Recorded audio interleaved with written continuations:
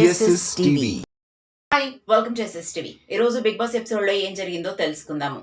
యాక్చువల్గా ఈరోజు నామినేషన్స్ జరుగుతాయి, ఎందుకంటే సోమవారం కాబట్టి. వీళ్ళందరూ కూడా ఒకరినొకరు నామినేట్ చేసుకోవడానికి రెడీగా ఉన్నారు. అయితే బిగ్ బాస్ ఒక స్పెషల్ టాస్క్ ఇచ్చాడు, బొమ్మల్ని ఇచ్చాడు. ఆ బొమ్మల మీద కంటెస్టెంట్స్, హౌస్ మేట్స్ యొక్క ఫొటోస్ ఉన్నాయి. ఆ ఫొటోస్ని ఎవరికి నామినేట్ చేయాలనుకుంటున్నారో వాళ్ళ ఫొటోస్ తీసుకోవచ్చు అనమాట. బిగ్ బాస్ బజార్ ముగించగానే పరిగెట్టుకుంటూ వెళ్ళి వాళ్ళకి కావాల్సిన హౌస్ మేట్ యొక్క బొమ్మ వాళ్ళు తీసుకోవాలి.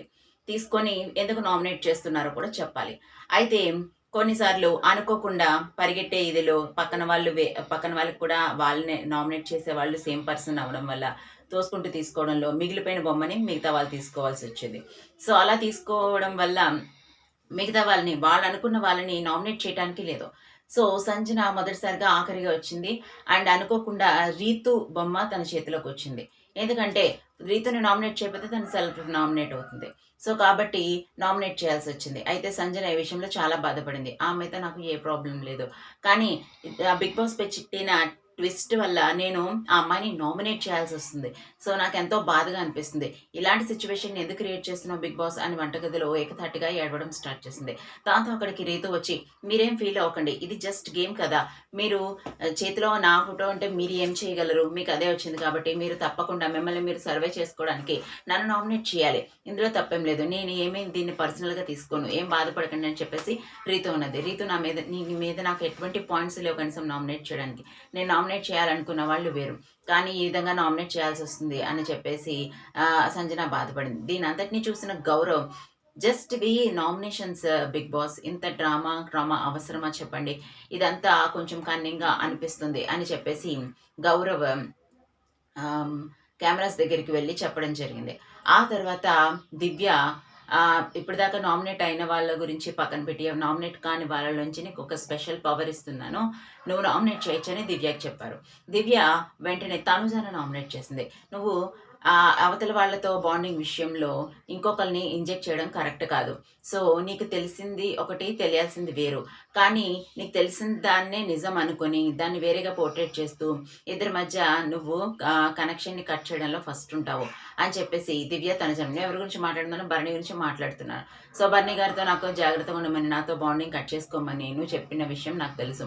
అయితే నీతో ఉండడం వల్ల ఆయన ఇంట్లోంచి బయటకెళ్ళాడు. ఇప్పుడు నేను నిజంగా చెప్తున్నాను అని చెప్పేసి మాట్లాడి, పైగా అంత మాట్లాడి కూడా నువ్వు నామినేట్ చేసావంట. అవును, నేను భరణి గారిని నామినేట్ చేశానని ఇప్పుడు నువ్వు నన్ను నామినేట్ చేస్తున్నావు అని చెప్పేసి అంటే ఇప్పుడు మళ్ళీ అదే అలాగే తీసుకున్నావు. నాకు నీతో ప్రాబ్లమ్ ఉంది.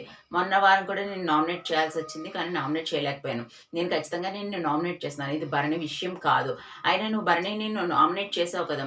సో, నేను నిన్ను నామినేట్ చేస్తే నీకు ప్రాబ్లమ్ ఏంటి? ఇద్దరి మధ్య బాండింగ్ ఉన్న వాళ్ళు అలా నామినేట్ చేసినప్పుడు నేను నామినేట్ చేస్తే నీకు ప్రాబ్లమ్ ఏంటి? అని చెప్పుకొచ్చింది తనుజ నామినేట్. ఆ తర్వాత ఎమాన్యుయల్ కూడా తనుజాని నామినేట్ చేయడం జరిగింది. ఆహ్, ఆహ్, సుమన్ శెట్టి తనుజ తీసుకుందాం అనుకున్న బొమ్మ సుమన్ శెట్టి తీసుకోవడం వల్ల తనుజ, నేను నేరుగా నామినేట్ అవుతున్నాను. ఎందుకంటే నా వల్ల నువ్వు అనుకున్న పాయింట్ పోయింది కాబట్టి అని చెప్పగానే, పర్వాలేదు మీరు మీ పాయింట్స్ చెప్పండి. మీరు ఎందుకు హౌస్‌లో ఎలిజిబులో తనెందుకు కాదు, ఏవో పాయింట్స్ ఉంటాయి కదా అని దివ్య వాయిస్ రైజ్ చేసేసరికి సుమన్ శెట్టి చెప్పాడు. అయినప్పటికీ సుమన్ శెట్టి కూడా నామినేట్ అవ్వడం జరిగింది.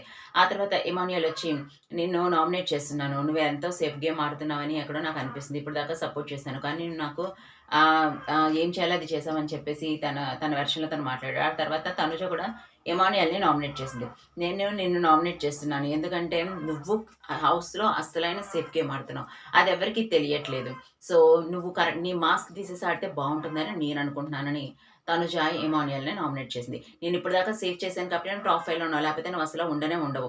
నువ్వు ఏం కదలకుండా పెళ్లి కూతురులా కూర్చుంటావు. నేను గేమ్‌లో నీకు సపోర్ట్ చేస్తా ఉంటాను. నేను, భరణు, ఇంకొకరు కళ్యాణ్, మేమందరం ఇలా సపోర్ట్ చేయడం వల్ల నువ్వు ఇక్కడి దాకా వచ్చావు. ఆ విషయాన్ని మర్చిపోకని చెప్పేసి ఎమాన్యుయల్ తనుజకి ఇచ్చి పడేశాడు.